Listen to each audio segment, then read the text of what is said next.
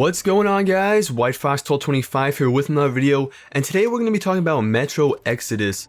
I don't usually cover shooters on this channel, but this one in particular caught my eye as one of the more exciting titles announced at E3 this year, and I was just so excited by it I knew I had to make a video. So in case you don't know, this is the third game in the Metro series. The last two have been really well received and quite fun to play. The series definitely has a solid fan base. It's not the biggest shooter in the world, but it has sort of a cult following and a lot of people are really into the game and the lore. Just like the other games in the Metro series, Exodus is a first-person shooter, but it has survival elements, maybe a couple horror elements thrown in there too. It's pretty unique, and like I said, the last two have been really fun to play. The games are actually based on a book series, and because of that, the lore is really great, and the world always feels like a living, breathing place to me. I'm not going to go too far into the story for this one, but I will say that it does pick up the storyline where the last two games left off. If you want to find more details, I'm sure you can find them online, but I'm not really trying to spoil the story for anyone in case they haven't played the last two.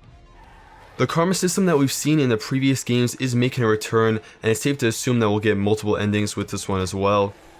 Gameplay wise, guys, it's gonna still feel like a Metro game. It's still gonna have that same Metro feel, but there are some really big changes this time around. First off, the levels are gonna be a lot less linear than in previous games.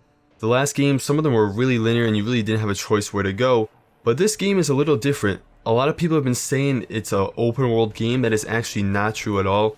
You're still gonna progress one level from another. However, there are a lot of new levels that are much bigger, and when you're not on the ground, you're going to have chances to explore open areas, attack different objectives however you want, so it is going to be more open in a sense, but it won't be open world like some people have said. A lot of people have compared the new progression to Stalker or Crysis 3, and I think that's a pretty fair comparison, so if you have played those games, you might be familiar with how this game is going to feel in terms of moving through the story. In addition to a bunch of cool weapons, you're going to have binoculars and a radiation level device that's going to help you explore those areas safely without getting into too much trouble. Personally, I'm super excited for these non-linear missions. I think it's going to work with Metro really well because the world is so beautiful and the lore is so great. I think it's going to make exploration really fun in this game.